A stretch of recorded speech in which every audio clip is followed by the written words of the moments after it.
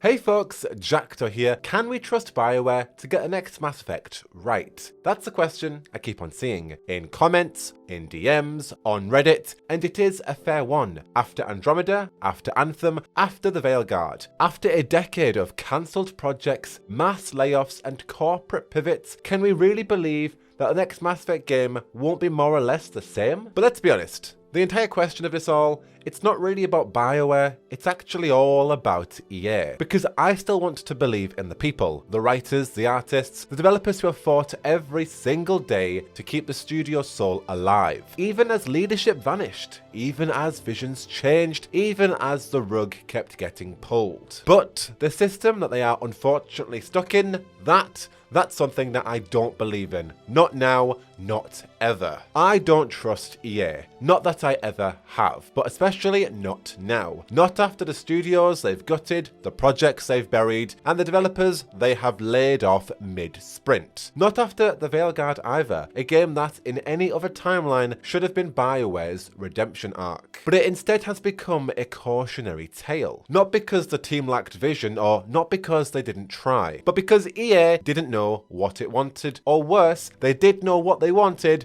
and that wasn't an RPG. And now all of that weight lands on one game. Mass Effect 5. One shot, one team, and 0 second chances. So if you are wondering, what does Mass Effect 5 need to do to bring BioWare back? Well, that's the question I aim to answer today. Because this isn't just about gameplay, or tone, or lore, or the previous missteps with the Veilguard. Although we will get to those. This is actually all about structure, about leadership, about what happens when a studio keeps getting stripped for parts and then told to build something legendary out of scraps. So let's talk about what needs to change, what needs to be protected, and what absolutely cannot be repeated if Mass Effect is going to survive. Let's start with the obvious. The Veilguard began life as a live service multiplayer project, built with mission hubs, non-playable characters, and stripped back narrative because that's what EA was chasing in 2018. Loot boxes, engagement metrics, and revenue,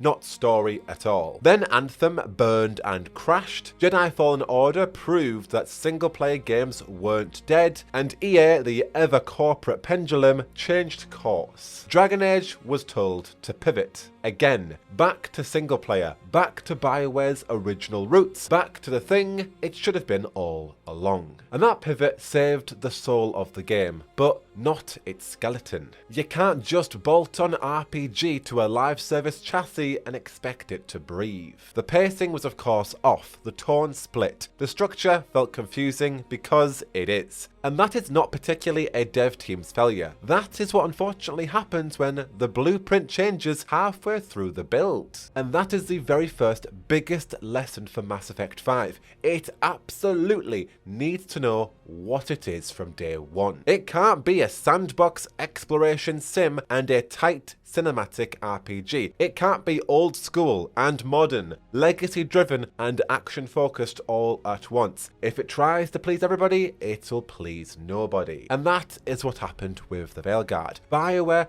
needs to be the ones to lead this thing. From concept to credits, and EA need to stay the hell away. Because let's not sugarcoat this. The real issue over the past decade isn't a single bad project. It's all been a part of this very same pattern, one that is systemic and sustained. It's always the exact same story. BioWare begins a bold new project. EA panics, shuffles the deck, reassigns staff, cancels any kind of DLC, guts the narrative, launches it anyway, blames the team. And EA have done this again and again and again. And we have watched that across this channel for the past decade. And Mark Darrah laid this all out in his own video. The Veilguard in particular was undersupported. The leadership wasn't just stretched thin, it was actively pulled away to fix other fires. Teams were moved to Andromeda, then to Anthem. Dragon Age was left running on fumes, with no stability, no direction, and no protection. Not until it was all too late to correct. And this wasn't all just about resourcing, it was also cultural. David Gaider spotted this too, especially during the development of Anthem. He was told particularly that his writing was, quote, too Dragon Age, as if moral ambiguity and character development was a liability to BioWare's storytelling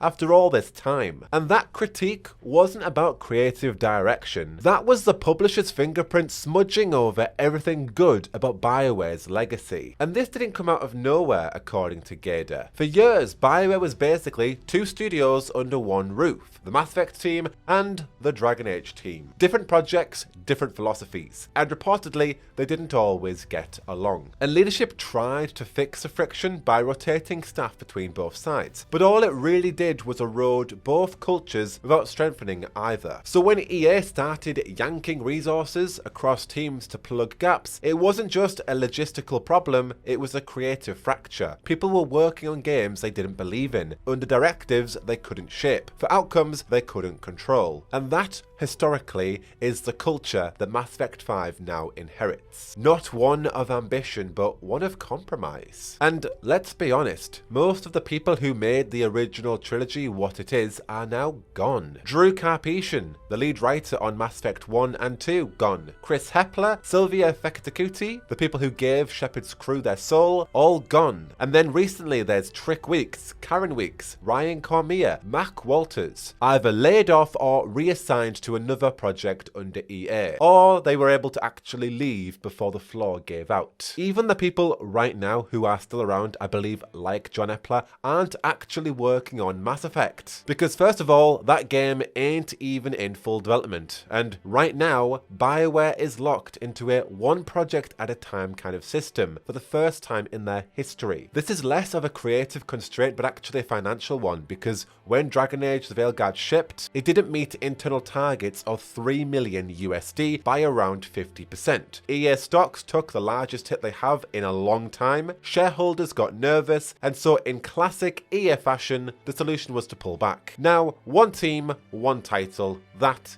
is it. So now, Mass Effect 5 is being built in the aftermath of that pivot. Built by the team that's left, with whatever time and trust they're given. If it hits, maybe BioWare gets to keep it going. If it misses, well, EA cuts its losses and the cycle starts over. So now we get to the question, what needs to change? What can BioWare do in order to fix this mess? Well, honestly, everything needs to change. But right now, it's the system that has allowed all of this to happen. The culture, the structure, the publisher's entire stance on RPG single-player game development. EA wants results, that's fine. But you don't get quality if you keep gutting the team, cancelling the DLC, rewriting the story mid-project, and still expecting it all to land clean. If EA really wants Mass Effect 5 to work, here is the bare minimum.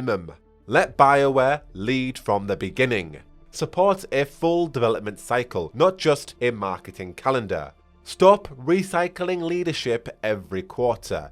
And build an actual RPG pipeline and let it run without interference. Because without all of that, nothing else matters. We've seen this all before, we do not want it to happen again. The question now, is it all too late? Is it all just self-fulfilling prophecy? Before a single line of code gets written for Mass Effect 5, this cannot be another figure it out how you go situation. Okay, let's take a quick breather before we continue. I've officially partnered with Apex Gaming PCs, which means I now have my own custom lineup of pre-built rigs. Whether you're new to gaming as a whole, you're streaming on the side, or you're trying to run the latest games on Ultra without cooking up your GPU, there's a particular build for you. You've got Bronze, Streamer, and Streamer Plus, all sleek, powerful, and available with financing if needed. You can use the code Jackdaw at checkout for 5% off, and of course you will find all the links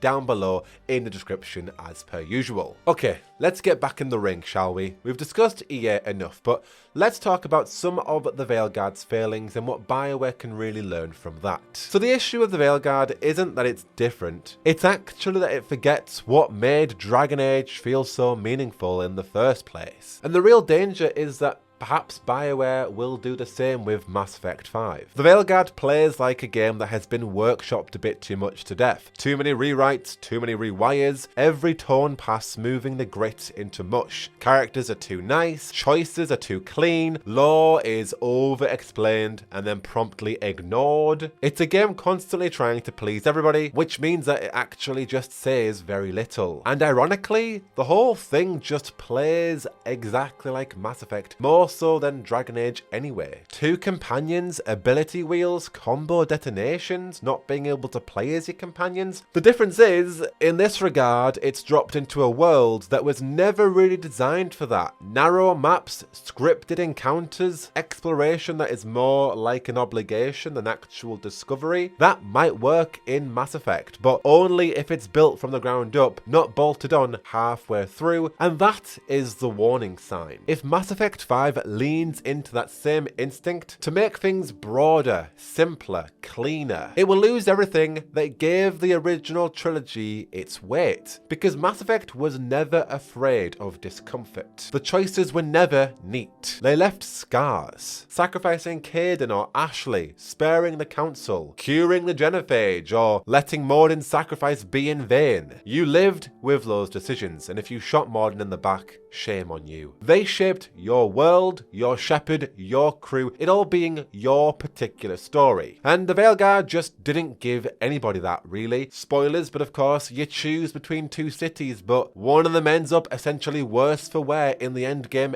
anyway. You argue with your companions, but it's sorted out in the very same conversation. There's no heat, no fallout, no real tension that really defines characters and narrative and story and conflict, the very fabric of narrative to begin with. Even the ending, which is the best final act in a BioWare game since Mass Effect 2, so fantastic. Even then, that doesn't actually have the full payoff it rightly deserves. Lucanus' arc just disappears, especially if you do not save Treviso. You don't even get that bit of closure you do with that hidden quest. The Elven Gods in the end are brushed off with a shrug, and it was the Executors all along, with now no real context, no DLC, and no future game planned to fill in the blanks. And Mafal, the biggest pain and shame of them all, who has been foreshadowed since Origins as, in my opinion, a villain. She got wrapped up in a single line of exposition and tossed aside. Maybe some of it was cut. We know there was a cut Executor's questline, but that's kind of the problem really though, isn't it? Mass Effect 5 cannot afford another ending cut DLC styled ending. No more ghosting plot threads, no more we'll fix it with the next patch, or no more saving key arcs for that ending DLC that actually might never come. This game, if it really is BioWare's final shot,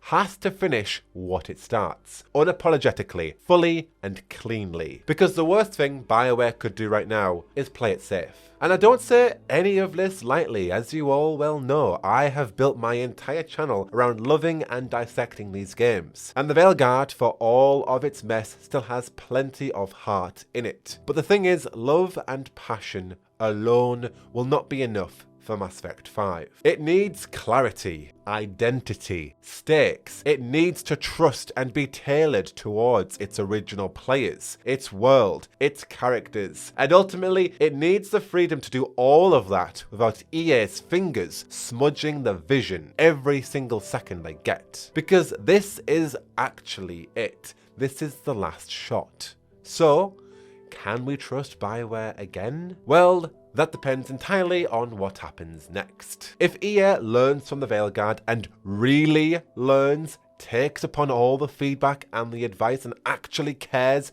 for their development team and their RPG pipeline, and they give the team the time and the support and the clarity to tell a story on their own terms, then potentially, I'm not saying yes, but there could be a comeback. But if there's pivots halfway through, if there's a monetization roadmap with a plot glued on after, if this is supposed to be a live service title all along and the entire leadership team is moved over once more to another project, or we don't even get to that full production point, then no, we're instead gonna be watching something die, slowly and out of sync of what it once meant. And that's the truth, because Mass Effect 5 needs to not only be good, but it needs to prove that BioWare is still a studio worth trusting. Otherwise, we've already played the very best games BioWare have given us, and we are just left with the memory of what BioWare used to be, as the few who remain aim to capture that very spirit. Of course, I'll be covering the next Mass Effect game with a keen eye, just seeing what Mike Gamble and the team are going to be doing with this project, and just witnessing for ourselves if BioWare will get the support they need from EA. If EA are going to learn and listen, I am not expecting anything different from the past decade of following the next Dragon Age game. Either way, of course, you're already in the right place for the latest on Mass Effect, BioWare, and other fantasy RPGs that I shall be covering. But until next one, I have been Jackdaw, and I should go. Whoa, whoa, whoa, whoa, whoa.